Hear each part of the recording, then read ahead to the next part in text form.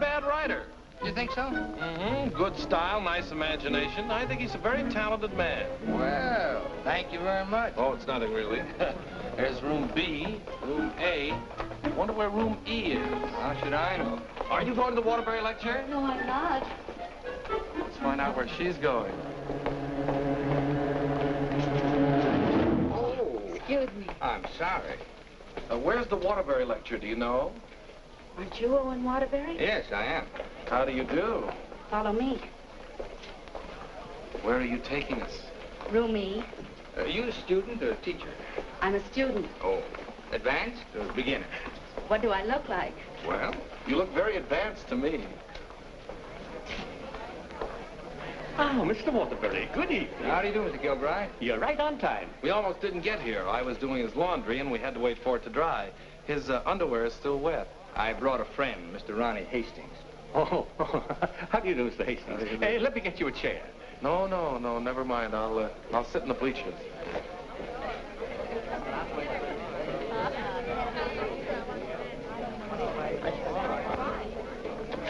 Hello. Hello. You going to be a writer, too? I hope to be someday. Well, this lecture should help you a great deal. He's a great writer, isn't he? Oh, yes. Of course, he gets most of his ideas from me. Excuse me. Yes? You're sitting in my seat. Oh, I'm terribly sorry. Good evening, Miss Gaylord. Hello, Mr. Scott. Anybody sitting here? Yes, Clarence Henderson. But he's out sick tonight. Well, then why did you make me move? Oh, Clarence and I don't speak. Oh, well... Attention, class. As I promised you, our guest speaker tonight will be none other than Owen Waterbury, author of the new bestseller, Last Year's Love. Mr. Waterbury. Oh, louder, louder. That's enough. I understand that most of you hold all sorts of jobs during the day, and yet you've been studying the technique of writing in the evening. Now you're ready to take your pen in hand and go out and conquer the world. You know, I'm hardly the person to tell you how to write because I don't follow any rules.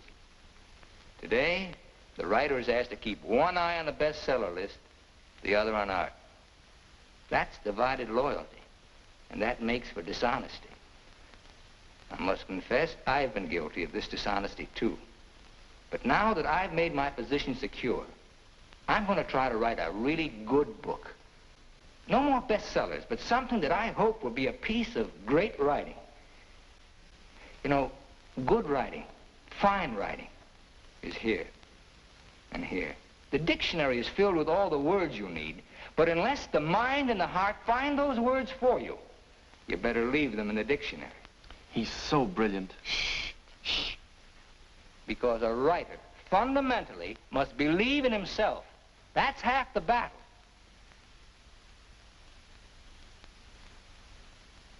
I'd like to interrupt my little talk for a moment to say that I'm going to be in a position to help somebody here in this class. Beginning tomorrow, I'm going to need a secretary. I've already placed the request with the University Placement Bureau, and man or woman, whoever qualifies, will get the job. That's very nice of you, Mr. Waterbury. Well, it's not a big job, but the surroundings will be wholesome. And you'll be able to serve your apprenticeship under someone who's already established. Well, so much for that. I remember when I wrote my first novel. It took a lot of work. I starved, lived in a little back room, all the while consoling myself that I was going to be another poet. So you're really going to work for Owen Waterbury? Well, I was offered the job by his personnel manager. I've heard a lot of weird stories about Owen Waterbury. Oh, you hear weird stories about any famous person. Why, last night his talk was actually inspiring. Steve, do you realize you've been here 5 years? Well, isn't that a little too long for anyone with my ambition? Where does Mr. Waterbury do his work? Well, his personnel manager said in his apartment. Apartment? Well, you can't expect a writer to work in an office, Mr. Harris. I want to write, and I think he can show me how. Who knows? After a year with him, I might even be autographing copies of my own book in one of your bookstores. By taking a course in Owen Waterbury. And getting paid for it at the same time. I'm going to miss you, Steve. Oh, no, you won't. After a week, you won't even know I've gone. Not true, but good luck anyway. Well, I could make a big speech, but I think you know how I feel about everything. You've been wonderful to me. I understand. Steve. Yes? Call me sometime, will you? We'd like to know how you're getting on. I'll call you tonight, after I get the job.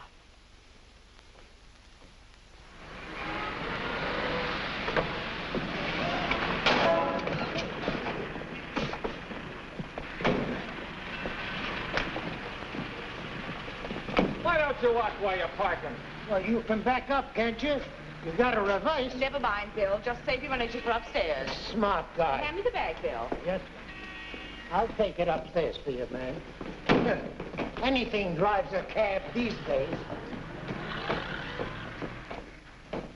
Apartment 3E. Thank you. Now, just remember, Bill, if he says one word that's out of line, just one word, I want you to bop him right on the jaw.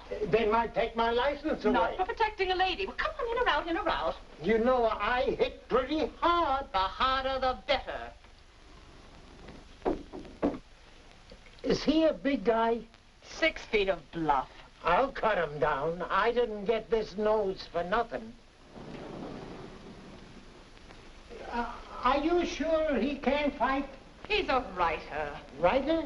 Fighter? Now, remember, if he just so much as opens his mouth... Don't worry, I'll shut it up. I got a bigger mouth than he's got. I've come for my things. And what's the objection? Evidently, he has none. Follow me, Bill. Now then, I want you to take all the things out of that drawer and put them into that bag. Yes, ma'am. No, not the drawer, just the thing.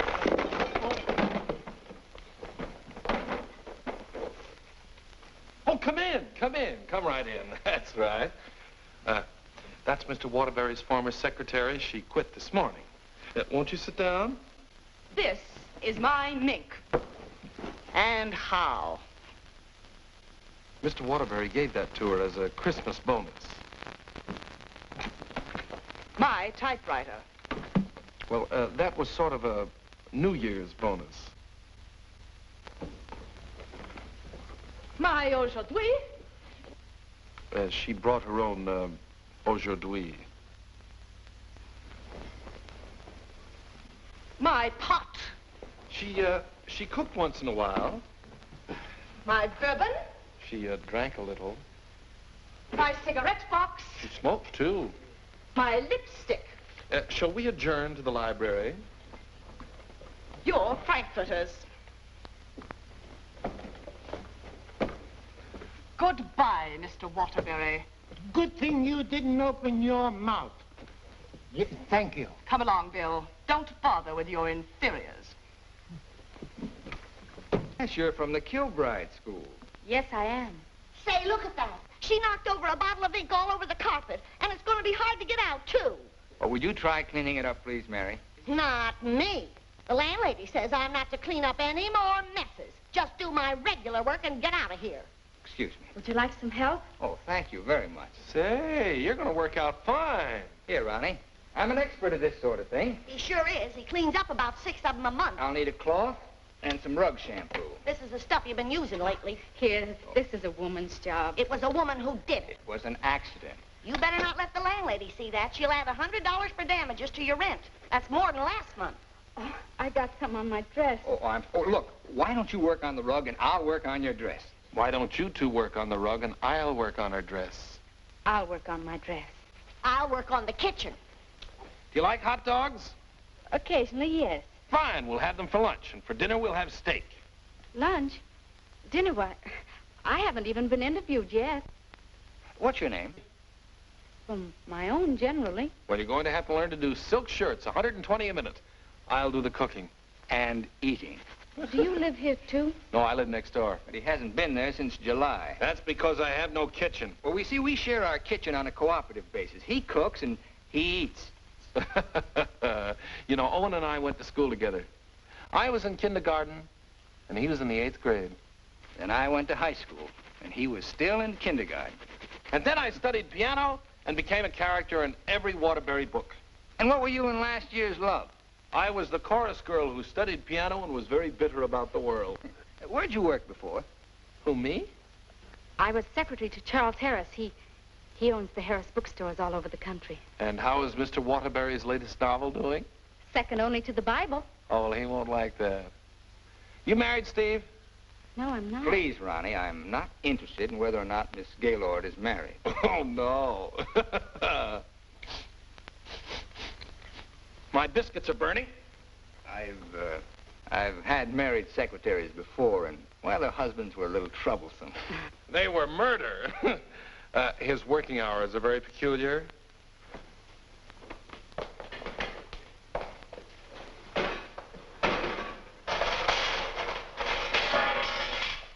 Well, I think we've done a good job. I had such a different impression of what this job would be like. Oh, today was an unusual day. But after this, there'll be no more distractions. I'll go. We're going to work in an atmosphere of dignity and culture. Oh, it's your bookmaker. Mary, that man's here again. I heard you. How much do I owe this time? $11. Don't you give me no more of your tips. That horse will come in next time out. Next time out, he'll be dragging a load of ice. Well, what do we owe you? $278 for Owen and $1 for you. Excuse me.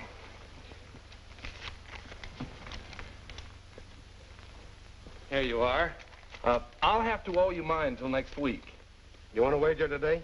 Well, I haven't looked them over yet, but I'll give you a call. And no more 50-cent bets. The boss don't like them. Where was I? You were telling me that everything here was dignified and cultural. Oh, yes. Now, Steve, about your other duties. I'll go. Did you just have an interview with my daughter, Mary Hastings, about a secretarial job? Why, yes.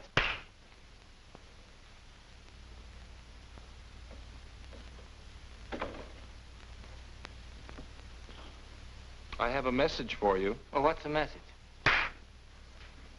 Mr. Waterbury, I don't think I want this job. Well, why not? Well, when you spoke at class last evening, everything seemed so refreshing.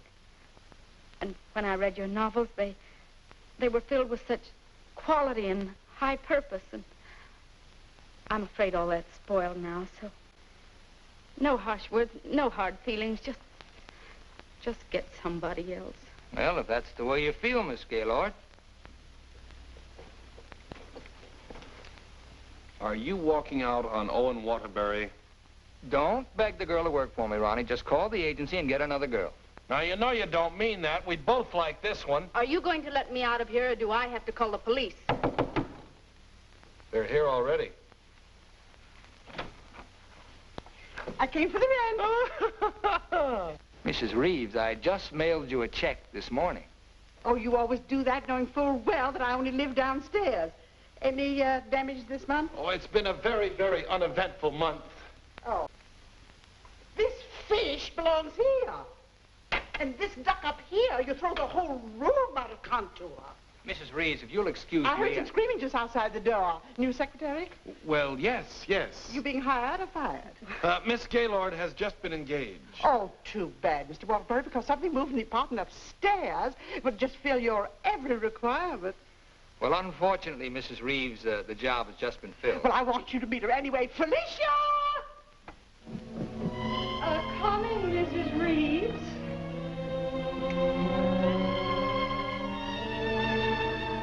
Felicia Adams, I want you to meet the famous Owen Waterbury. How do you do? Him.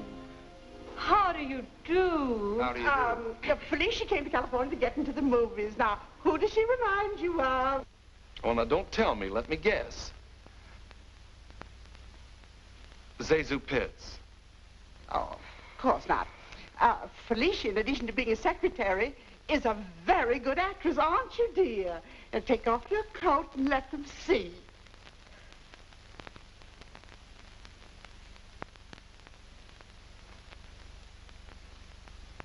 She's got a lot of talent there. Oh, I thought you'd think so. I was a model back in Texas, but I came out here for a career. Daddy's financing me. A friend of yours? No, my father. Perhaps Felicia could play the heroine in your next novel when it's made into a movie. She could do that. What's the heroine like? It's a girl from the South. Why, I'm from the South. How perfectly coincidental. She's trying to hook a rich man. She's insincere and a moron. Well, what's worrying you? Well, I'm not so worried about being insincere, but as for being a moron... Oh, now, don't worry about that. You could act like a moron, couldn't you, dear? I could try. Oh, I'm going to dramatic school. Maybe they can teach me to be a moron. If you studied hard enough, yes. It'd take a lot of work. Look, Mrs. Reeves, I haven't even started my novel yet, and it doesn't look as if I'm going to if I'm continually interrupted. Well, we'll leave and let you work. Oh, Ronnie, I'm having a party for 50 guests tonight, and I'm expecting you to entertain for us at 9. Is it informal, or shall I bathe? If you don't care to entertain at my parties, pay your rent. Well, I'm off to the horse show. You haven't got a chance.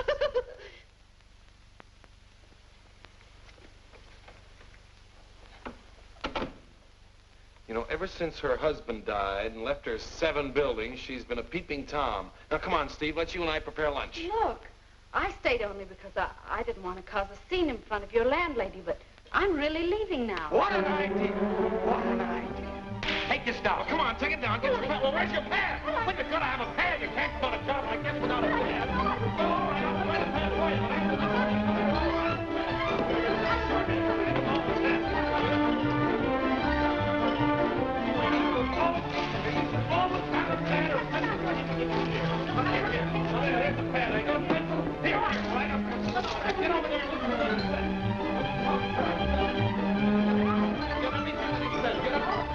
I need a pencil. Wait, I've got a pencil. Call this notes on my new novel. That's all for now. Tomorrow morning at 10 o'clock.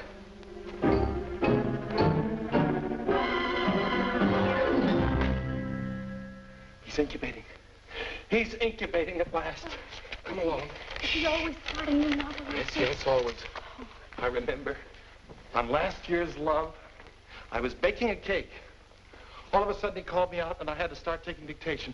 And I couldn't go back until he was through dictating. At 3 o'clock in the morning, we sat down to chocolate-covered ashes.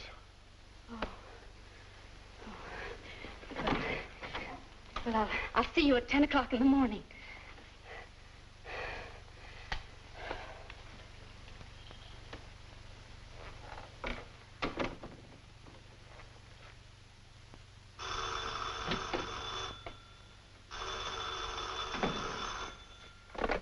Hello? Hello, Steve. I couldn't wait for you to call me, so I'm calling you. How was the job? Well, I have to make an adjustment, you know. It's such an unusual kind of a job. I can imagine. He started his novel today. Oh, interesting story? Well, he didn't get very far into it, but I'm sure it's going to be wonderful. He seems so excited about it. Look, Steve, let's have dinner one night this week. Well, I'll call you the first night I have free.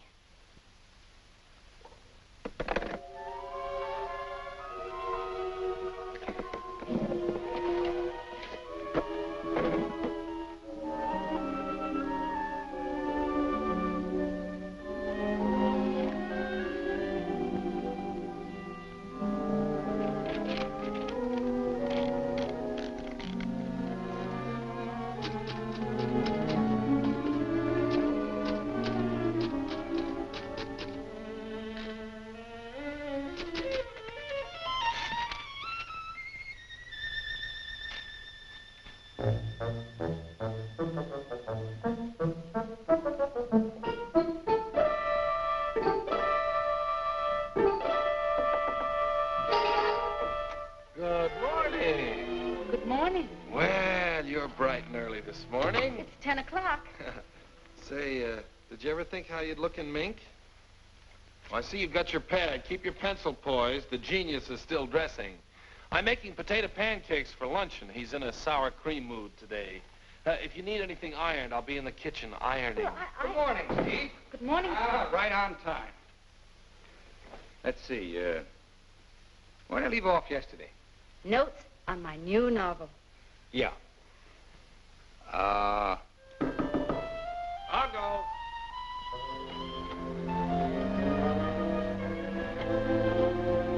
Hello. Hello. Hello. Hello. Hello. Hello. Hello. Now, where did I leave off? Notes on my new novel. Oh, yes. Make that notes on my new novel by Owen Waterbury. That's good.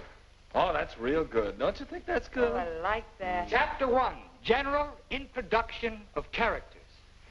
Chapter 2. Well, I'll do Chapter 2 tomorrow. Chapter a day? That's swell. You sure you're not tired? Miss Gaylord, you stay here and answer the telephone. I'm going to the beach for some salt air. Well, be sure you don't bring any home with you. Right, boy.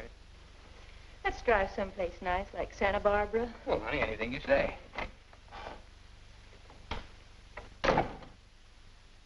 Don't pay any attention to him.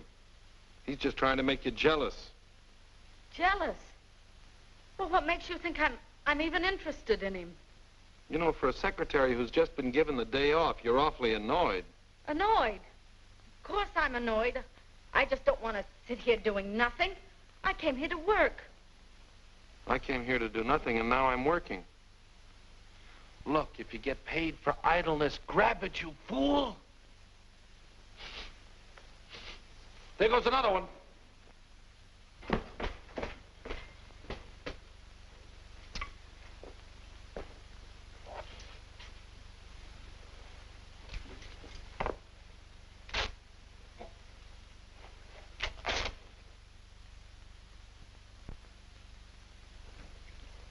Look, I'd like to ask you a question. Yes?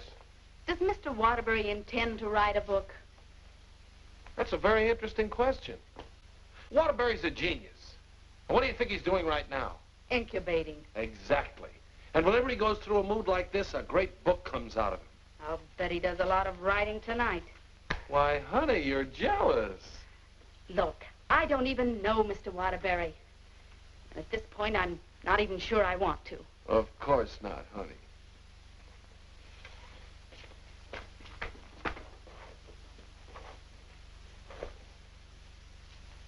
Say, can you tell me what I'm doing wrong? Everything. Here, let me have it. How can you get so many wrinkles in it? Well, he's tried 16 laundries, but he still likes my work best. These are good shirts. We're good shirts. You know, I just thought of something. What? I must be going out of my mind. Why? Well, I went to night school for a whole year to learn to be a writer. And here I am doing a guy's laundry. Oh! It's not done yet.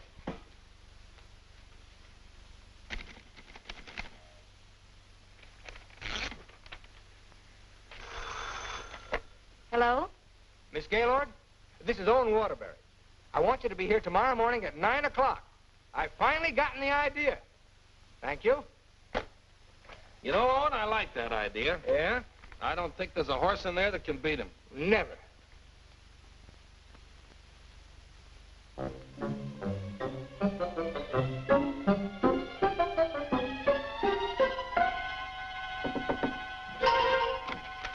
Morning. Morning. Oh, leave your coat on, Steve. The taxi will be here in just a minute. Got a fare for her? Well, she can use mine. Where are we going? To the races. The race. Haven't you ever been? Never in my life. Swell. Always lucky the first time. Come on. But what about that idea you had last Oh, that can wait till after the third race. Look, I got a horse in here. Look, Mr. Waterbury, I don't think I ought to go along. Say, are you complaining about being paid to go to the races? Come on!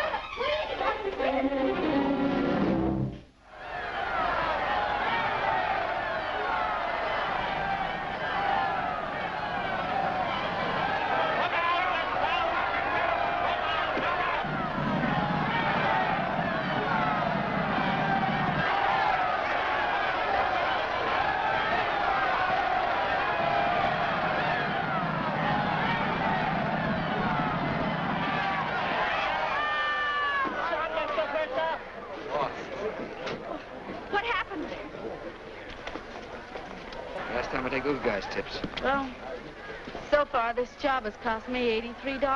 Now, don't worry. I'll see that you get that back. Why should you? I gambled and I lost. Well, losing's good for the soul. We had the 3 best souls in town.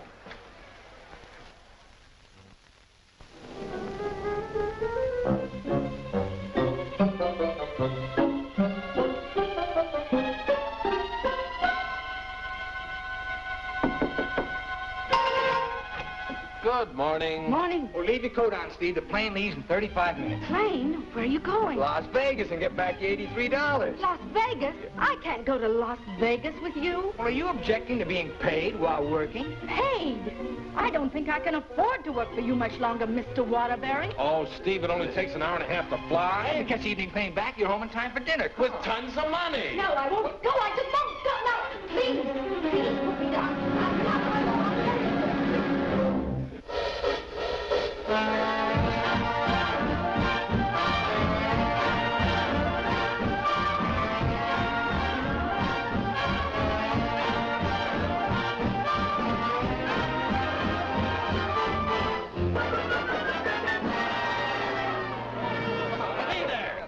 You lose.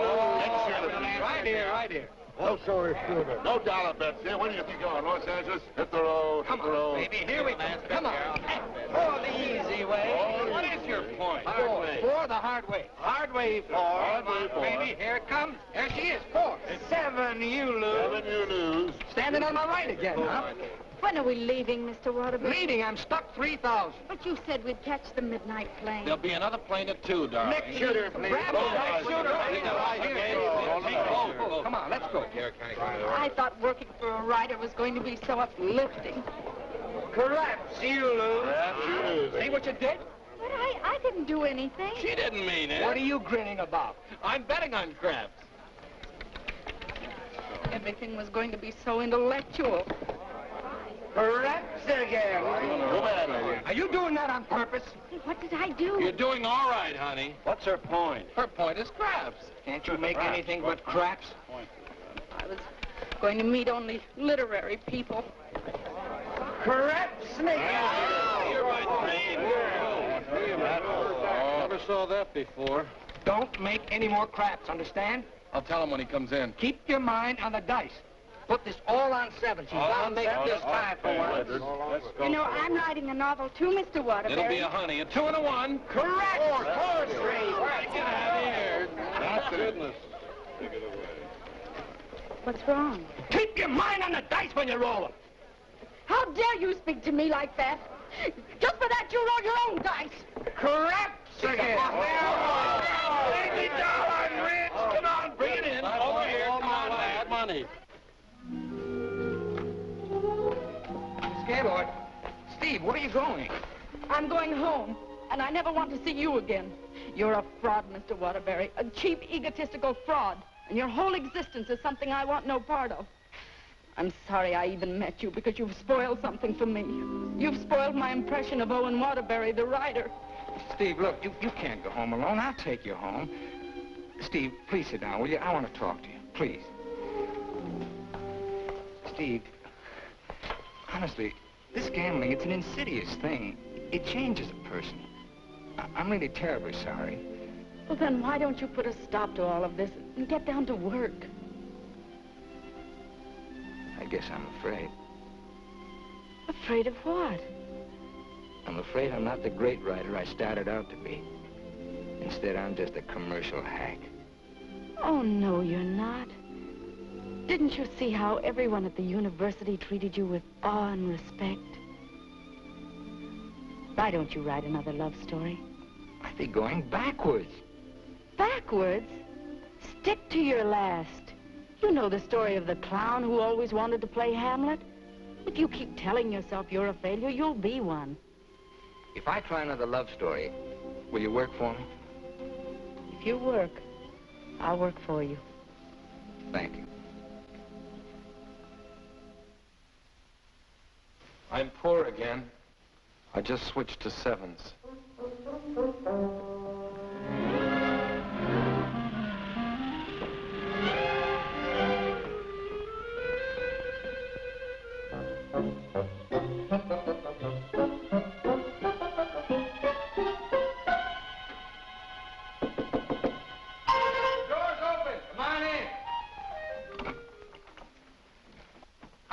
Steve. No, keep your coat on. I'll tell you why. The taxi's going to be here in just 1 minute.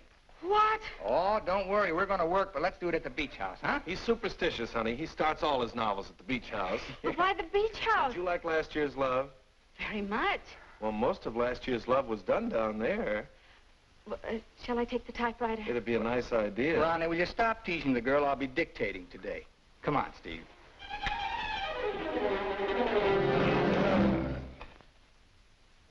I'll dictate this in outline form, and then I'll polish it up later. Yes, Mr. Waterbury.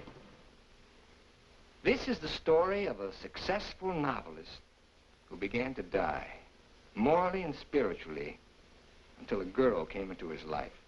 And then the whole world seemed changed. He'd seen her one night while delivering a lecture to a short story class. There were so many faces looming up in front of him, but he saw only one, hers. Wistful, delicate, exquisitely beautiful. Without her knowledge, he arranged to make her his secretary because in that fleeting moment, in that single instant, he knew he was desperately in love with her. One day, he asked her to go to his beach house and work there because he wanted very much to tell her the way he felt, but he lacked the courage. Mr. Waterbury, Miss Gaylord, when I'm working, I don't like to be disturbed. Sorry. Where was I? He wanted very much to tell her how he felt, but he lacked the courage. Oh, yes. Now here she was, seated before him, tender and fragile as a poem. He had looked around a corner, and there she was. Oh. What's the matter? Oh, I broke my pencil. Here you are. Let's continue. He was tempted to take her up in his arms and sweep her to the summit, but he didn't dare. He knew very little about her, yet there was nothing else he needed to know. As he strode up and down the room dictating, he looked toward her polka dot necktie. What's the matter with you? Nothing. Oh. Where was I? Polka dot necktie. Oh, polka dot necktie. He was impressed by the loveliness of her hair, her soft blue eyes, her delicate mouth. A breathing, living thing that made him exalted and inspired. He wanted to take her in his arms and smother her with kisses and drown himself in the beauty of her soul, but he was a coward. How do you like it? It has possibilities. Suddenly he threw caution to the winds. Leaned over and kissed her. She melted in his arms and offered no resistance. Wordlessly, they held one another in silent embrace. Oh! You've got the wrong girl, Mr. Waterbury. I'm really leaving you this time, and don't you ever try and get in touch with me again. I don't even want my salary check. You can save it for the next victim. And if I ever see one of your books again, I'll burn it!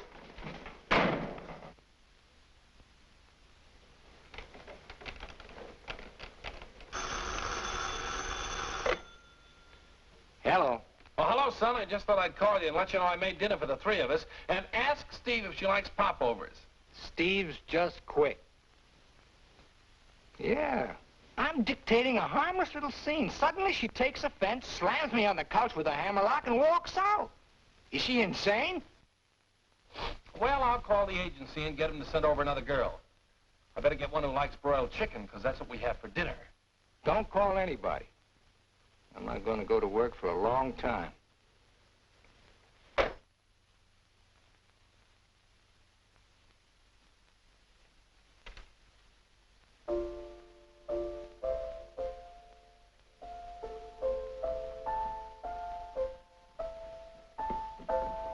Come on, will you get out of here so I can wash these keys? I'm composing. Composing? I haven't heard a good song out of you yet. That's it. Give me that again. Thank you very much. What are you calling that thing? I got a cold in my nose. Come on, sing it. Oh, Mr. Ronnie, Oh, don't be silly. I just want to hear the quality. Snip, snip, here's a handkerchief. Ka-choo, ka-choo, gesundheit to you. Let yourself go and blow. Oh, let yourself go and blow. Sad, ain't it?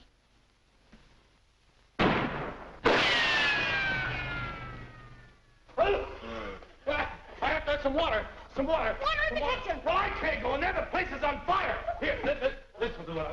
Oh. You and your cooking. You and your popovers, they don't pop, they explode. Call the fire department. The fire department, they just put water over everything. I can't.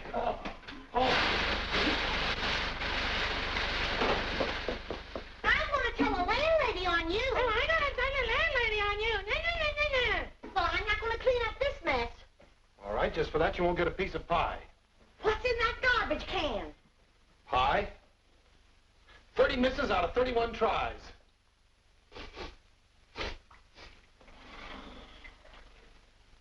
$31 misses. Well, at least the roast chicken's safe. What's that? Roast chicken? How can you pour roast chicken? Well, I had to roast it in the pressure cooker. It melted a little. Oh, he'll have his dinner out tonight. Well, so am I. You don't think I'm going to eat this horrible mess, do you?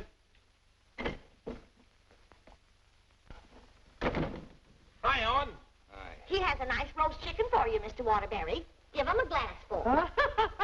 Mr. Waterbury, I think it's my duty as your servant to tell you what just happened in the kitchen. Oh, now, Mary, why don't you go home? Mr. Ronnie set fire to the kitchen. I don't care if he sets fire to the whole apartment. You see, Tattletale? A lot of good it did you. I'm going to tell the landlady on you, and you too. Well, what happened down at the beach house? Will you stop asking me silly questions? I told you on the phone. She quit, that's all. Well, she had some nerve. Well, I don't need her. There's a lot of other secretaries. Of course there are. Just as capable, efficient, and just as cute. Sure. We never did find out how good she could type. Well, I'll call the agency and get another secretary. No. I got a better idea. What you gonna do? I'm gonna pack. Where you go? New York, change of environment. I'll work better there. Gonna get rid of the apartment? Yep. Well, what's gonna happen to me? What should happen to you? That's a very unfair question. Boy, I'm not gonna let a little thing like a secretary throw me off balance. Never in a million years. I got a life to live, too. Wonderful, beautiful, exciting life. I got a book inside me, a great book, full of intensity and scope. Oh, you know something, Ronnie? I'm glad this happened. I'm down to earth now. What happened? Well, you can still use it. Elsie called. She's, sorry she quit in a huff, and she apologized for the cab driver. See? That's what Steve will be doing tomorrow. Calling and apologizing, but I won't be here. Say, what am I running away for anyway? I'm not afraid of her. That's what I like to hear. That's the real Owen Waterbury. Listen, call Elsie. We'll take her out to dinner. We'll take them all out to dinner, a different one each night. I'll go and change my apron and be right back.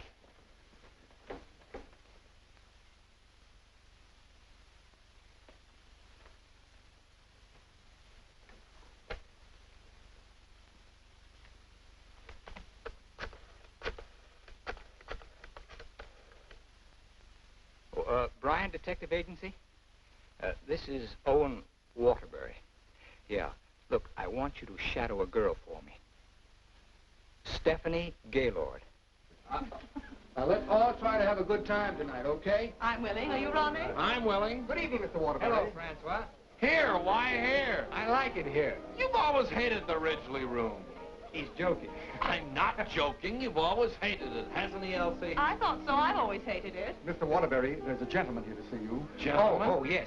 Ronnie, will you take Elsie to a table, and I'll join you in just a minute, huh? All right, but don't leave us. Don't stick Elsie with the check again. Antonio, table 3. Table 3.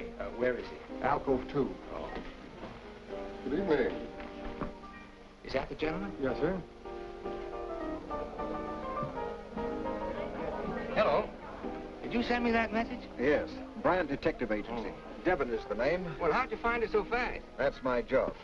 There she is, right over there, with a man. Who's the man? I don't know. Do you want me to find out? Of course I do. All right, I'll start shadowing both him and her. I want you to find out everything you can about her. I think she's in love with him. She your wife? No, my secretary.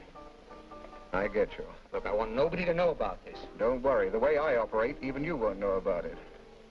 Can you check a pass for me? It'll be expensive. Well, why? The unknown quantity. You've just finished checking on a girl. Took us a year to get her past caught up with her present. Do a good job. I will. Take care of my check. Cigarettes? Yes, give me a pack, please.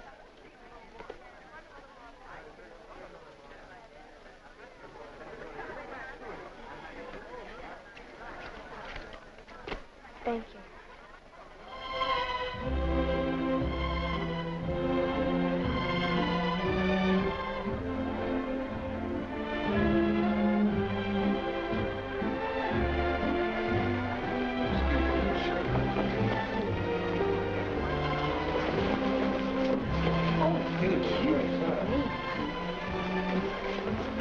Oh, excuse me. Hiya, Steve. Hello, Ronnie. Don't talk to her. I'm mad at her. Oh, I forgot. Good evening. Good evening. You know him? Uh-huh. He's my new boss, Your new boss. What's his name? Charles Harris, the bookseller. That's Steve's old boss. He's not so old. How dared you go work for him? Listen, Shakespeare, I'll work for whom I please. What, did you have to pick on her old boss? Didn't she pick on mine? When Mr. Harris called the employment agency, he asked for somebody with literary experience. How did you qualify? You used to work for Waterbury. Steve, with her principals out with her ex-boss. What about Elsie? Who's she out with? We're talking about Steve and her principals. Leave mine out of it.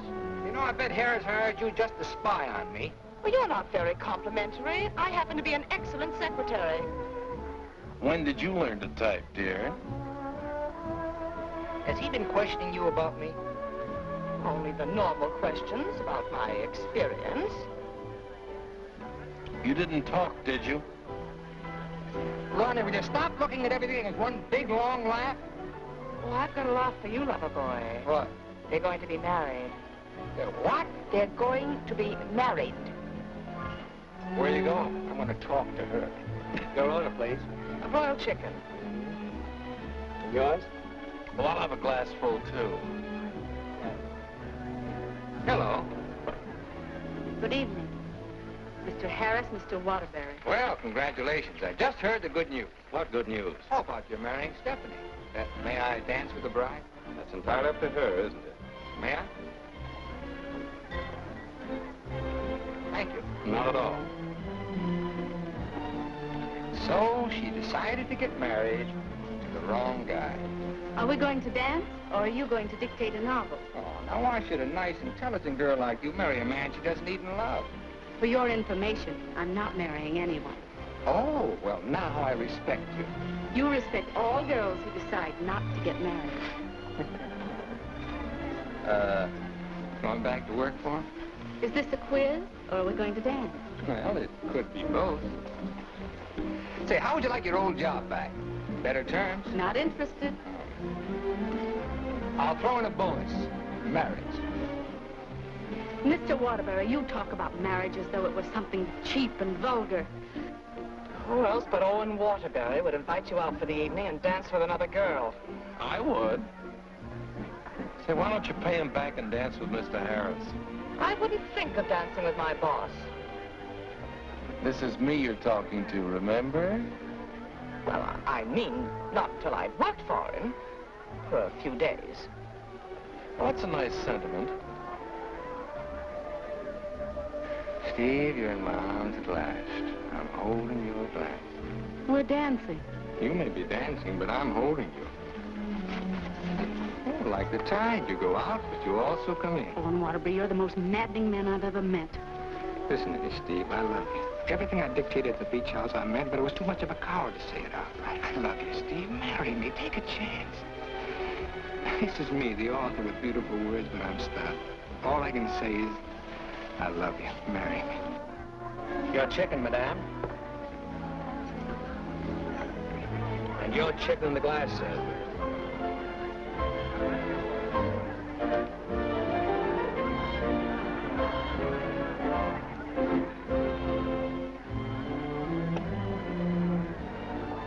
Harris looks lonely.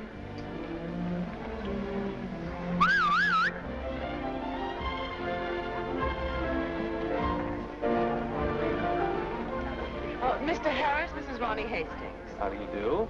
Won't you sit down and have a glass of broiled chicken? Thank you. I think I will.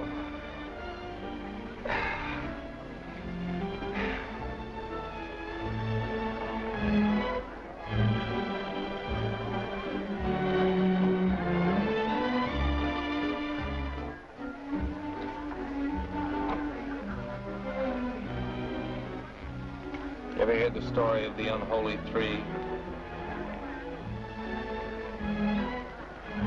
If you don't mind, I think I'll be running along. Mr. Harris, would you mind taking me with you? Not at all. Well, who's going to take me? You watch the floor show.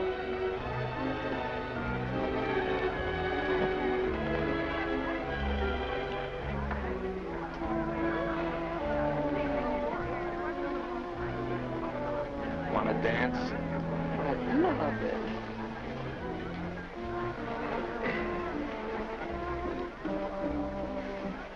Are you a gigolo? After tonight, I think I will be. Oh.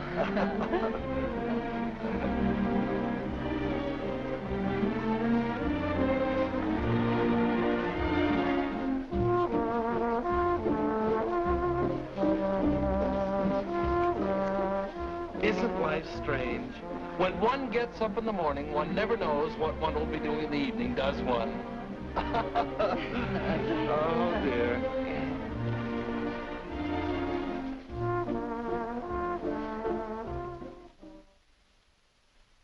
And in addition to the office supplies, please order one Remington electric typewriter for the outer office. Mr. Harris's office. Just a moment, please. Hello? Yes. What? When? Thank you. Goodbye.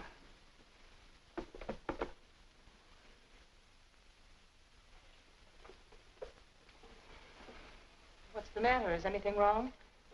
Owen Waterbury just married Steve. He didn't. Oh, yes, he did. I never thought she'd marry him. I never thought he'd get married. Well, here we are, honey. Welcome to Honeymoon Manor.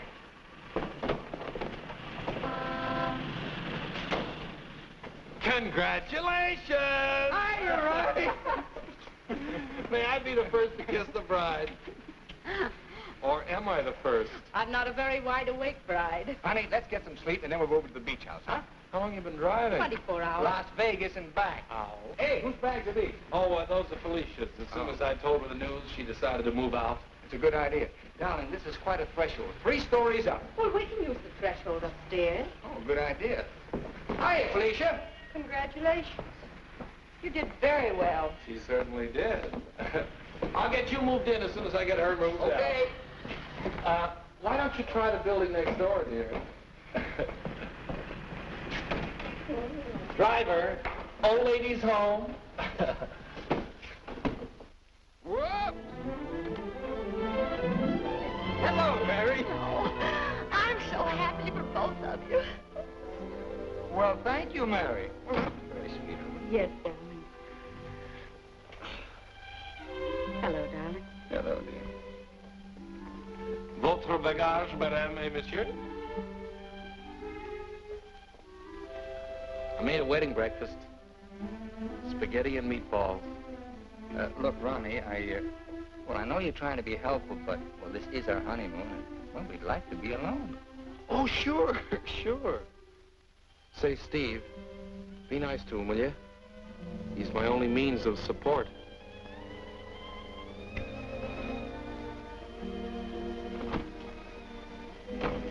Darling, Are you glad you married me?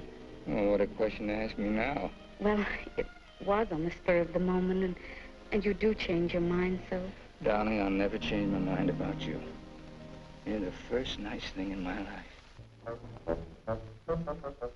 Could you tell me where is apartment 3E? Who are you looking for? Isn't that the business of the people in apartment 3E? It's the next apartment down the hall, sir.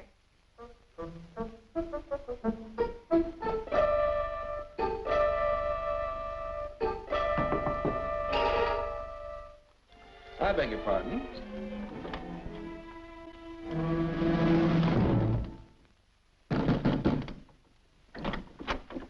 Yes, and what can I do for you? I have a message for Mr. Waterbury. Well, I'm afraid Mr. Waterbury can't be disturbed just now. He's a little busy. My name is Devaney. Will you tell him the woman he's interested in got married?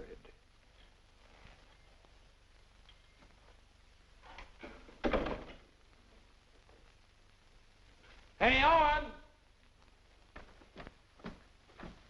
You got a minute? Ronnie, what is it now?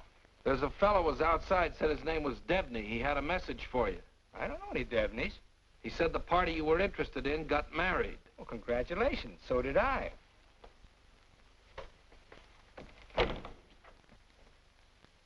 Darling, whom were you interested in who got married? There's only one married girl I'm interested in.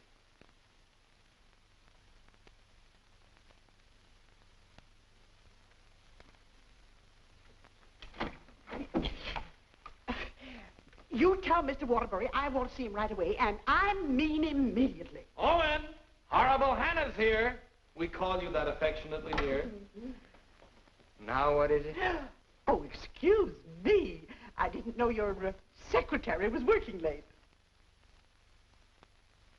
They're married. Married? Well, as his wife, she might as well be in on this. Just what can I do for you, Mrs. Reeves? I've come for the rent. But I paid you the rent on the first, Mrs. Reeves. I've had to make a new rule, Mr. Waterbury. I don't take bad checks. When'd you make that rule? Since you moved in. Darling, do you happen to have $485 in the bank? I think so. Well, could you write me out a check till I get this thing straightened out? I can't understand how my account got so low. That $6,000 for the crap game? Oh, yes. And the $2 for the marriage license? One has to live. Thank you, dear. Thank you, Mrs. Waterbury. I never thought I'd ever call anybody Mrs. Waterbury. Well, I'll just walk you down the hall. Oh, thank you, Ronnie. Is this any good? She's loaded. Well, I suppose an explanation is in order. You don't owe me an explanation. Oh, but darling, I want to explain. Oh, excuse me.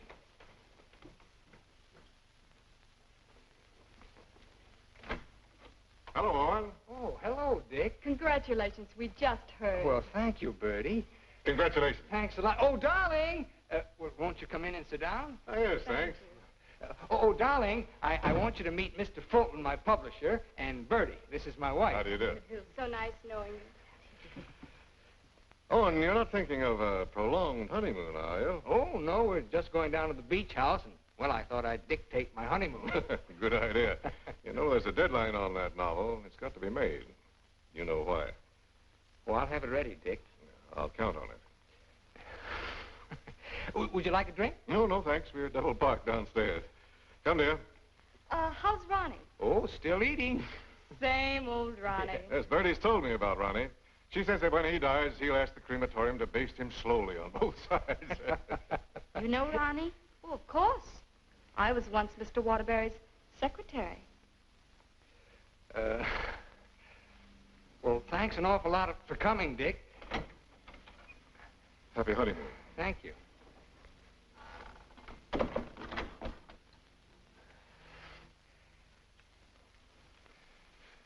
Darling, why did Mr. Fulton look at you so accusingly?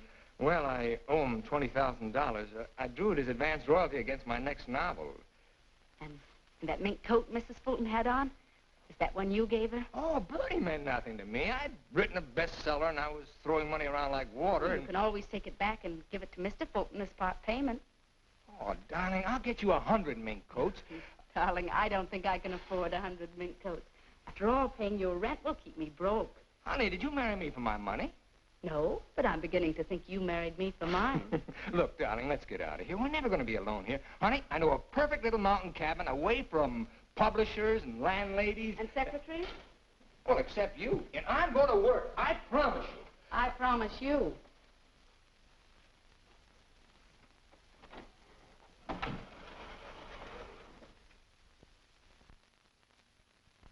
How long did you work on this book, Owen? 4 months. I'm rather proud of this one, Dick. Where's Mrs. Waterbury? Oh, Steve's down at the village getting groceries. She wants to prepare you one of her special dinners. Well, I'm afraid I can't stay for dinner. I have to catch that next train back. Dick, let's drop the suspense. How'd you like the book? I'm going to let you have it right between the eyes, Owen. You don't like it? I hate it.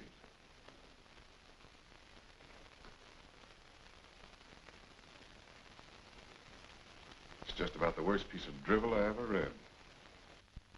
Why, if I were to publish this, Owen, it would ruin you. Fortunately, I found another book to use in its place. What's the matter with me, Dick? Am I through? Of course not. Every top-flight novelist has a bad book in him. But how am I going to pay you back your money? Oh, don't worry about that. I'm sorry, Owen. Darling, I got some of that wonderful venison. Why, hello, Mr. Fulton. It's so nice seeing you again. Miss Waterbury? Do you like venison? Well, I'm afraid I can't stay. Oh, why not? I've got some very important business in town. Well, I'm very sorry. I was going to fix you one of my special dishes. Oh, I'm sorry. Well, some other time. Goodbye, Mrs. Waterbury. Goodbye, Mr. Fulton. Goodbye, Owen. Goodbye, Dick. He doesn't like me. No? Do you think he's right? He's always been right.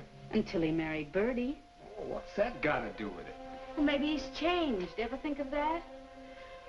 Maybe he sees you through different eyes. Oh, you talk like a fool. Owen, let's face it.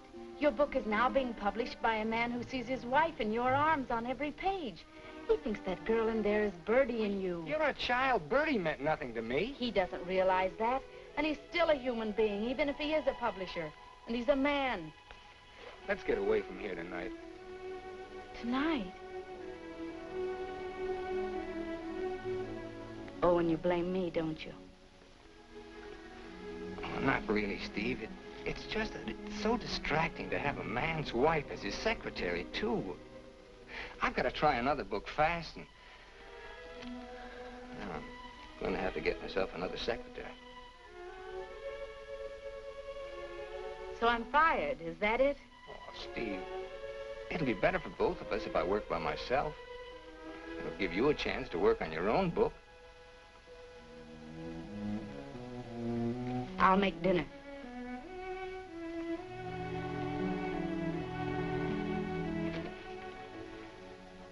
Owen, I finished my book. Oh, you did? Well, I'd like to read it. It's been on your dressing room table for 2 weeks. Oh. Well, I'll read it on the train. Don't bother. Are you hurt? No, I'm not. You call and get tickets for the train and send Ronnie a wire to get you a new secretary.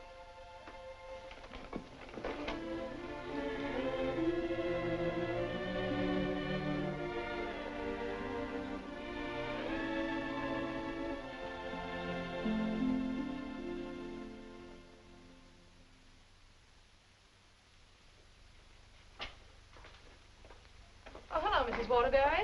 Hello, Elsie. Mr. Harris told me you phoned in from the station. Did you have a nice honeymoon? Very nice, thank you. It must be lovely up at the cabin this time of the year. Yes, it is. A Waterbury original? His last.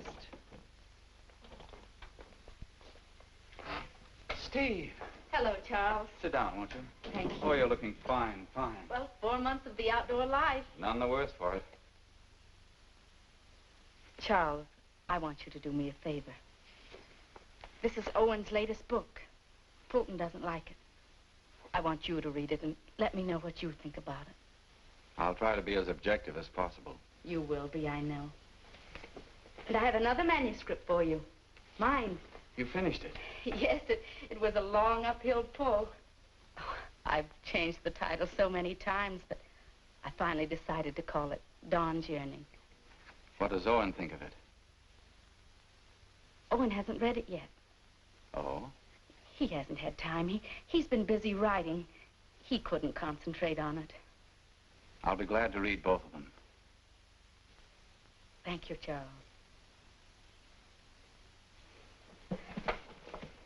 Goodbye, Steve. Goodbye, Charles.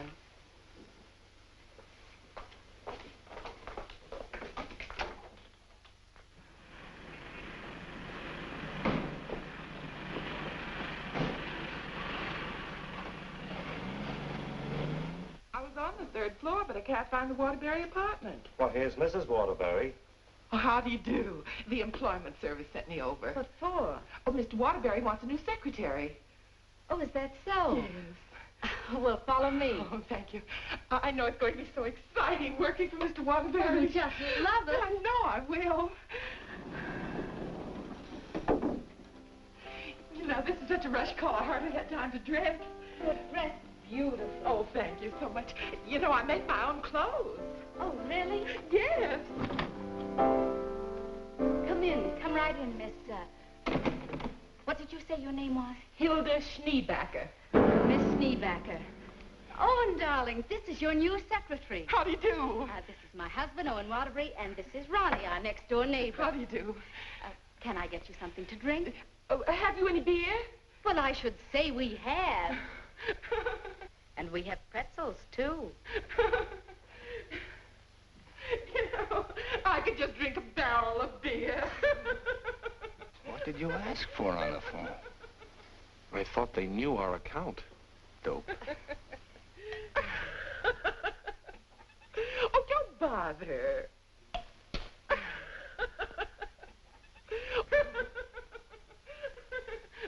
Why don't you bring your beer over here where we can be more comfortable? Oh, do you do laundry, Miss Schneebacher? Just shirts and socks. I don't like to do sheets. Well, sit down, please. How are you on handicapping the horses, Miss Schneebacher? Oh, yesterday I picked 2 winners. Played them both right on the schnozola.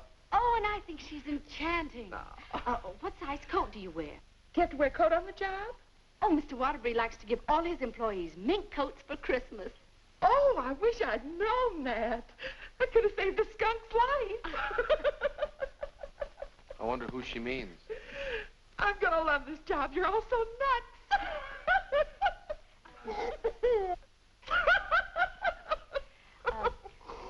Do you object working late hours, Miss Schneebacher? Not at all. A room with a girlfriend. I haven't seen her since New Year's. Miss Schneebacher, I'm afraid this job's going to be a little too much for you. But why, Owen? Well, you see, several parts of my new novel are mostly in French, and, well, I'm sure you don't speak French, do you, Miss Schneebacher? Studied it for 6 years. Once I had a French boyfriend. We had no trouble. Yes, but how's your shorthand? Shorthand? I don't take shorthand. You don't take shorthand? Well, no. The agency said this was strictly a typing job. Oh, no. This is mostly a shorthand job. But I could learn it. I'm afraid not. Well, guess that lets me out. Leave the glass, please. Oh. Thanks for the beer.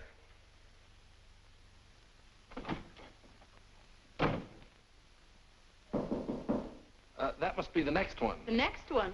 I told the agency to keep sending them until we said when.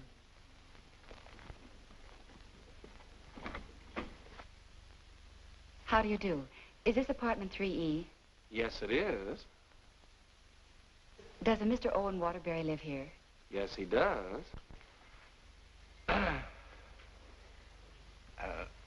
I'm Owen Waterbury. Oh, Mr. Waterbury, the agency sent me. Dawn O'Malley. That's right. Won't you come in, Miss O'Malley? Thank you. Won't you sit down, Miss O'Malley? Thank you.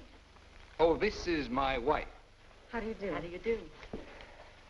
You take shorthand, of course. Yes, 120 words a minute. Oh. Do you speak French, Miss O'Malley? Mon mère, elle était française. Et mon père aussi. Vous avez raison, elle n'est pas faite pour le travail. Dites-moi, Mademoiselle O'Malley. Are you married by any chance? Yes, I am. But the divorce comes final next week. I see. When would you like me to begin? You have begun. Oh, thank you. Steve, shall we prepare lunch and leave them alone? I think they'd like to get to work. All right.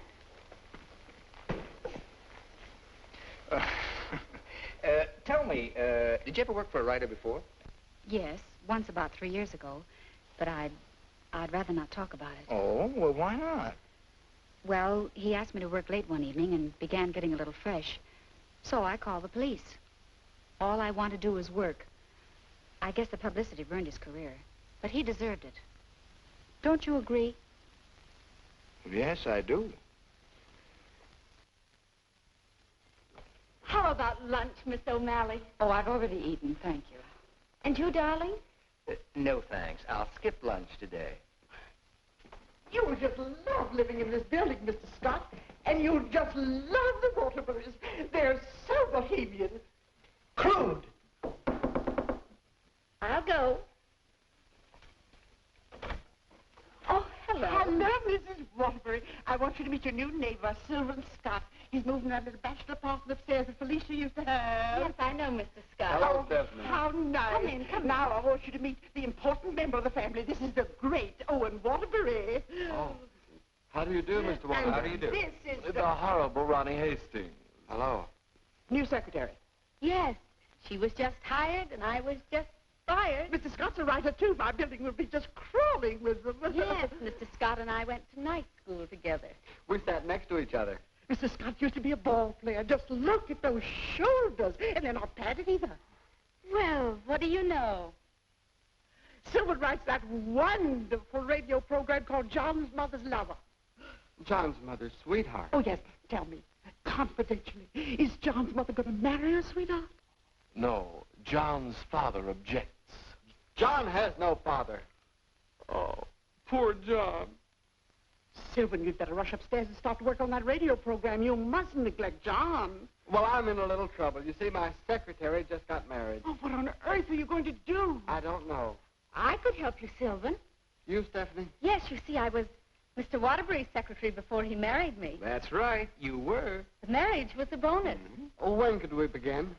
Why don't you just say, I've begun? Ronnie, dear, would you get me some shorthand books and some pencils? How much do you think you'll be giving me tonight? Why, we may be working most of the night. Oh, that's just ducky. I'm used to working at night. Goodbye, darling. Don't work too hard. I won't. Come on. Oh, thank you, Ronnie. Bye. Well, I seem to have fixed everything up. You certainly have. Well, I guess I'll run along. Must you go? I was just poisoning the tea. Oh, Ronnie, you're such a kidder.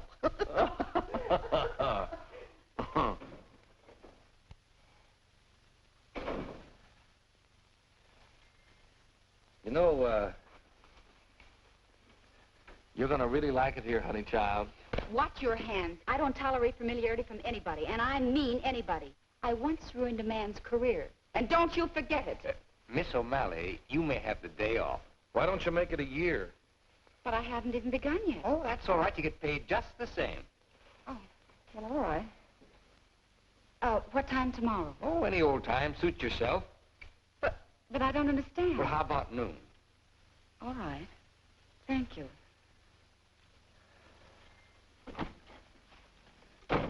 Well, you were saying something about poison tea? I mixed it. I get firsties. Now, where was I? Sound of footsteps. 3 people. Thank you. Sound of footsteps. 3 people. Door bang. Door crash. Door slam. 2 shots. 3 screams. Siren. How does that sound? Swell. It's bedlam. John, I'm in love with your mother. And tomorrow, I expect to be your father. John's going to be a father, and I'm the first to know. Now I don't have to listen tomorrow. But, Father, I'm older than you are. John's older than his father?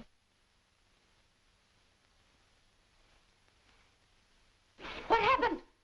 That's what I'd like to know. I don't know. But don't you worry, Miss Waterbury. I'm not going to do anything.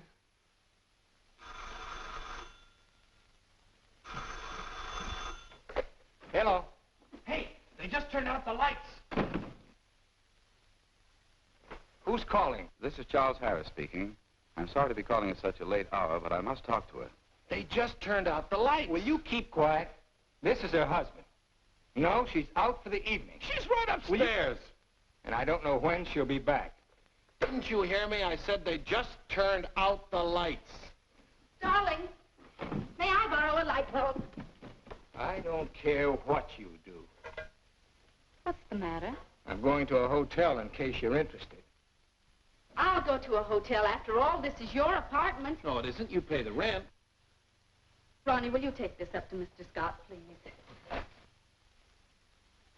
Oh, and you can't possibly be jealous of that man upstairs. Why, he's utterly harmless. Boy, you really had me fooled. Why do you say that? Charles Harris just called. Have you seen him, Steve, since we came back? Oh, and it's terribly late, and I don't like cross-examinations. After all, we're two adult human beings, and we should be able to trust one another. Don't smile it away with pretty words, Steve. Have you been seeing him? Yes. All right, then this is it. But I only saw Charles Harris for one reason. I took him your manuscript. He knows a great many publishers. Please don't. It's too late for that. I felt at the nightclub you were in love with Harris, and I knew he was in love with you. After all, 5 years is a long time, and I was a fool to think I could break it down. I never loved Charles Harris. Well, you never loved me. You were in love with a schoolgirl notion of a popular novelist. I really try to play this straight with you, Steve, but I guess I made a beautiful mistake. Owen, I was in love with you before I met you. Something in your writing, the tone, the feeling, the quality appealed to me so much that I used to imagine your books were written just for me. It's true, I built it up in a schoolgirl way, and I was so caught up in it, I guess I would have married you the night you lectured in class. If you'd stepped off that platform and asked me, I would have married you. Just like that. How can you talk to me like this? I put you way up there too, Steve. But you tore it down in the cruelest way any woman could. You once called me an egotistical fraud. But what about you, Stephanie Gaylord? What have you been? Go ahead, phone him. He's waiting for you. Owen!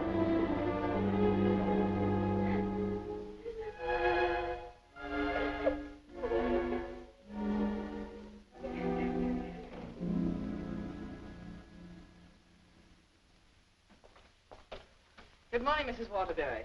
Good morning, Elsie. I have an appointment. Yes, I know. Mr. Harris has a surprise for you. Won't you come right in? Steve. Good morning, Charles. Stephanie Gaylord, this is Mr. McNally, Mr. Hudson, Mr. Burke of the Literary Times. How do you do? How do you do? How do you do? So you are Stephanie Gaylord. Sit down, Steve. This is a big morning in your life, Steve.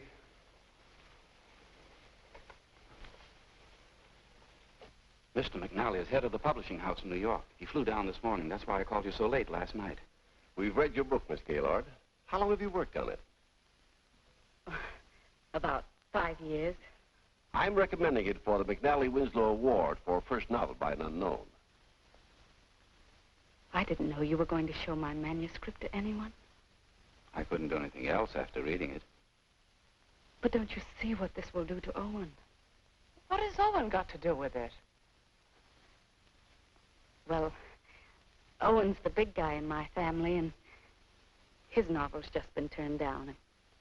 If this happens on top of that, it would just about destroy him. He has to have a sense of importance. He's lost all faith in himself. You mean your husband would feel a sense of competition with you? You don't understand, Mr. McNally. Owen's in trouble. And as his wife, I have to help him climb out of it. Steve, I thought you wanted to write more than anything else in the world. I thought so, too, before I married Owen. What about Owen's manuscript? Did you read it? Yes, it isn't bad. It's good. But it doesn't have what this has. This has greatness.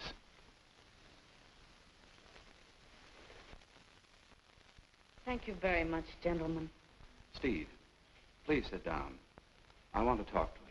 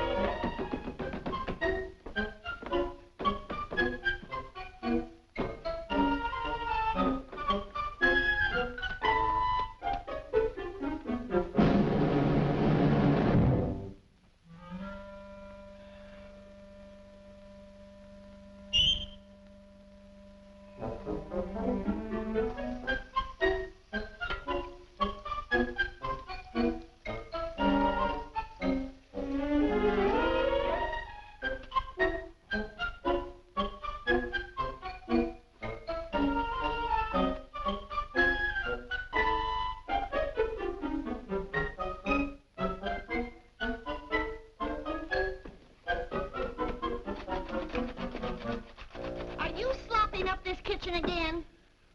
I'm giving your popovers another try. Well, give me time to call the fire department. No, Miss O'Malley. That's not the line I gave you. I'm sorry, Mrs. Scott. All right. Let's try it again. Yes, sir. John, Mother, I've changed my mind. I don't like your sweetheart. Mother, well, I like him. That's all that matters. John, as your son, I refuse to approve of the marriage. Mother, you're not marrying him. I am. How does that sound? Stinks. Amen. Mr. Hastings, I must say you're distracting. You know, you shouldn't be using Mr. Waterbury's apartment or Mr. Waterbury's secretary. Well, Mrs. Waterbury isn't here, and I've got to get the program out. Why don't you work in your apartment? She won't work upstairs. Well, then why don't you work without her? I can't. I'm a dictator. Dear, why won't you work upstairs? I don't work in men's bedrooms. It's not a bedroom. It's a bachelor apartment. My husband was a hotel manager. One room is a bedroom. Two or more is an apartment. Sylvan, she's got you there. Oh, come on, let's work. Hello, Mr. Waterbury. Yes, what can I do for you? Remember me? I'm Devaney of the Brand Detective Agency. Oh. What's this? A bill for $845.62. For what? For shadowing and delving into the past of one Stephanie Gaylord. But I married her. We've shadowed married women before. Hi, Owen. Get rid of this guy. You want me to call the police? I am the police. What's this doing here? That's my laundry. Do you expect my wife to do your laundry? Say, that's a little large for you, isn't it? That's Mrs. Waterbury's laundry. That's mine. Well, take it and get out of here. And as for you, Mademoiselle O'Malley, you're fired for taking dictation from somebody else. Well, that suits me just fine. I wouldn't work for you even if I did like your horrible writing. Where's Stephanie? I don't know where she is. I know where she is. Where? You pay this bill and I'll let you know. Oh, Ronnie, do you happen to have $845? And 62 cents. Why don't you write him a check? Oh, yes. Call that number right away. Here is the detailed report. It's very amusing. You see, I had to shadow you at the same time that I shadowed her. Here's Stephanie. Oh, good. Stephanie, where are you? What? What are you doing there? Stephanie, if there were ever any chance of our getting together, this kills it now. Finally and for all time, we're through. Charles Harris's apartment. Just like that. No sense of shame. Well, maybe she got her old job back and is working for him. At his home? What decent, self-respecting girl works for a man at his home? Maybe she's a secretary. Please, don't tell me about secretaries. He could tell you. Here's the report. Page 3 is wonderful. Thanks. Call the employment agency. I'm going to show her. Look, I want a girl this time who's capable and efficient. I'm calling for Mr. Owen Waterbury. A fast typist. I don't care what she looks like. We don't care what she looks like, as long as she's attractive. Do you take shorthand? Oh, but of course. 120 words a minute. And, What did you say your name was? Miss Pigeon. Her name is Miss Pigeon? Everybody says I'm flighty. Where did you work before? I'm just out of secretarial school. I think it would be wonderful working for you, Mr. Waterbury. You see, I hope to be a writer myself someday. Oh. Have you ever been married? Oh, no. Never. And you have no objections to working on weekends? Oh, not at all. My time's completely my own. And you think Mr. Waterbury's just wonderful? Mm-hmm. This is a clay pigeon. I've come for my things. Follow me, Bill. Yeah, I know just where to go. I want you to take everything out of that drawer and put it in that bag. Right. I knew you'd come back. It's only for a moment. Where's the mink coat? I didn't get a mink coat. Come into the bedroom, Bill. What's the matter? Short of minks? Say, haven't you been here before? Sure, I came with the other one. I got a cab stand downstairs now. If you need a cab, just open the window and holler. Well, I'm going to do a lot of hollering now. That's his former secretary. Get my bag and things out of the closet. Oh, so Bill. you're not in love with Harris, but you go to his apartment. You wouldn't let me explain, and now I'm not going to. Explain? What kind of an explanation could you make anyway? It doesn't matter anymore. You're right, it doesn't matter anymore. Isn't she getting awfully personal? But a wonderful typist. Charles Harris's apartment. Just like that. Just like that. Anything else, miss? Yes, my picture.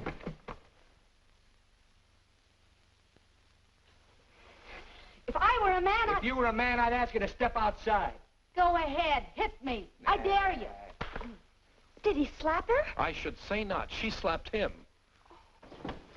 I've known all along why you've resented me. It was because I liked your novel and I told you so. You think you've wasted your time. That's your tragedy. My only tragedy is you. I'm going far, far away from here, and I'm going to write a book about you. I'm going to call it The Heel and His Victim. That's a very horrible title. It'll do. Goodbye, Owen Waterbury. And don't you ever try and get in touch with me, because I want no more of you. And that goes for me, too. Where's Miss Pigeon? She, flew the coop. Where do you think Steve's going? I think she's going to marry Harris. Harris. I'd like to see that little worm. I'm going to. Now, where are you going? I'm so mad I could get married. You know, I think I'll have to. Well, whom are you going to marry? It'll be a female. That's about all I can say.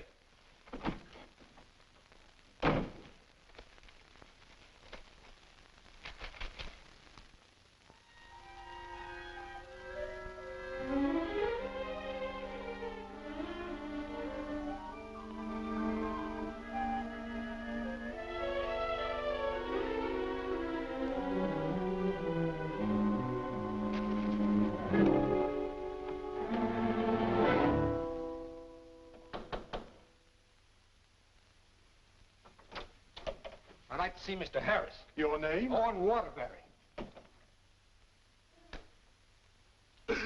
Excuse me, sir. And excuse me. I didn't mean to disturb you and my secretary. Your former secretary. Oh, I didn't know you were in the middle of dictation. Your sarcasm is quite uncalled for. Of course, I don't have to tell you what I think of a man who behaves this way with a secretary. You keep out of this, Elsie. Look, Charles and I are going to be married. Congratulations. What? Just where does that leave my wife? How do you suppose she's going to feel about this? She's in love with you, you know. You never deserved as fine a girl as Stephanie anyway. You know, Harris, I've always wanted to tell you that I really think you're a crude person. Your motives are very obvious. You've given me a lot of grief ever since I married Stephanie, and I came up here to tan your hide. So put up your hands and defend yourself like a man. Oh, you tan nobody's hide. Oh, listen to me, you fool. Why do you think Stephanie came up here in the first place? Because she wrote a novel and Harris wanted to have it published. But she didn't want that. She was afraid it would hurt your vanity and wreck your marriage. She wanted him to help you instead. Oh, look, I've read your last book, the one Fulton turned down. It's grand, it's exciting, it's wonderful. Fulton's wrong. He's just jealous because of Bertie, and it's all your own fault, Mr. Great Guy. You know, someday Stephanie's going to be a better writer than you are. That's my opinion, and you've always valued it. Here, Stephanie's novel. Read that and really get jealous. You know, you're not going to get her back. She's gone away, and it serves you right. I hope I kicked a little sense into you, but I doubt it. Goodbye, Mr. Waterbury.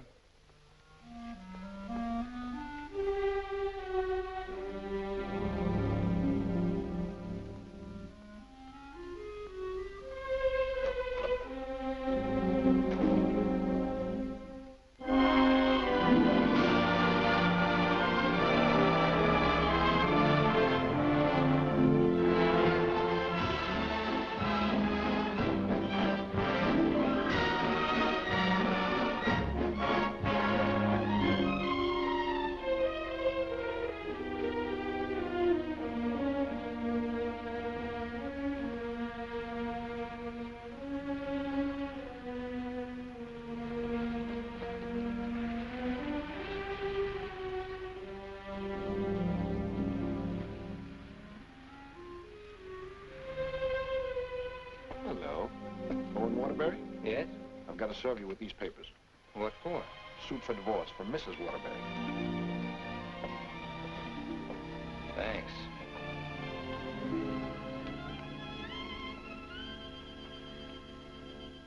Steve, please. First love at your left after you get out of the elevator. Thank you. Oh, mine's 3. What's yours, please? 4C. Isn't that Sylvan Scott's apartment?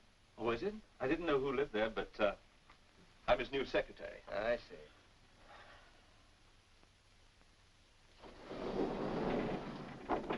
Good luck.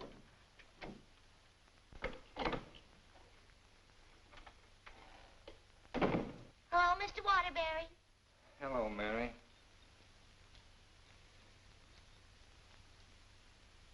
You want a drink? Well, I guess so. Mary, did you see Ronnie around? Well, I haven't seen Mr. Ronnie in about 3 days. But I heard tell he got married. Married? Gee, that's funny. He didn't even invite me to the wedding ceremony. Me neither. Well, Ronnie gets married. I'm getting a divorce.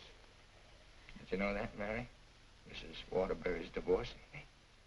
I sure was sorry to hear that, Mr. Waterbury. She was an awful nice person. So was you. At times. Thank you, Mary. Well, I see Scott's hiring a new male secretary. Oh, Mr. Scott doesn't live in this building anymore. He moved out yesterday. Oh. Well, who moved in up there?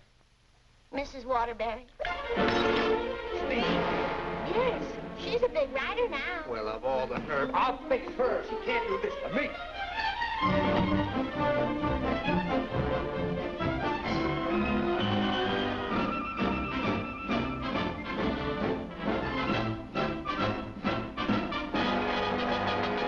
Come in. Yes, what can I do for you? Out. I said get out. But I don't understand. Don't you listen to him. This is my wife. You're his wife? I'm trying very desperately not to be. Didn't you get the divorce papers today? You're still my wife until the final decree, and that takes a whole year. Are you still here? I said get out. Mr. Simpson, you come back here tomorrow morning at 9 o'clock. You'll come back here never. If I find you here again, I'll throw you out on your ear. Hiring male secretaries right under my nose. Right over your nose, dear. And don't be cute at a time like this. Why'd you take this apartment anyway? Because it was the only one I could find, and Mrs. Reeves was kind enough to let me have it. Oh, sure, sure. I thought you'd think I was chasing you, Owen Waterbury. But my living here need cause us no embarrassment. We can be friends, meet in the hallway, and exchange polite little hellos. I exchanged polite little hellos with your friend Harris recently. Elsie was there. She told me all about your book. Oh, you didn't want to have it published because of what it might do to me. Silly. I mean, do you think I look upon you as a competitor? Don't you think I can compete with you, Mr. Waterbury? I read your book last night. Kept me up most of the night. You want to know something? Yes. You're better than I am. But don't tell anybody because I'll deny it. Now, you listen to me, Mr. Owen Waterbury. I'm a human being, too, and I have certain rights and privileges. I had an idea for a book, and you made me lose a very good secretary. Well, look, why don't you dictate it to me? You? Sure, I can take shorthand. Owen Waterbury. Look, you want to know a secret? What? I'm a better secretary than you are. Oh. All right, prove it. Get the shorthand book and pencil. Okay. And I don't want to hear another word about our personal problems until I get this down. Let's call this Notes on My New Novel by Stephanie Gaylord. This will be the story of a girl who became secretary to a very egotistical man who thought he knew everything there was to know about writing. Oh, now, wait a minute, Steve. Please, you're interrupting my train of thought. He was attractive. In an ugly sort of way. Thanks a million. Will you please stop interrupting me? But he was filled with childish frustrations and complexes which she, in her silly way, tried to cure. Now, wait a minute, Steve. I'm not going to sit here and take down this... Listen, this is my new book. Until she suddenly discovered he didn't need a wife. He needed a psychiatrist. A psychiatrist? That does it. Now I'm insane, am I? Okay. But if you publish that book, I'll sue you. You just go ahead and sue me if you think I'm afraid. Hello. You know, this book sounds very interesting, but there's one thing I've got to know. Did she love him? Well, of course she loved him. She loved him deeply, devotedly, desperately. Then why didn't you say so? I've come for the rent. Ronnie is your new landlord. Oh, no, that vase belongs up there. And this belongs here. And this belongs here. Oh, Ronnie, do! Ronnie.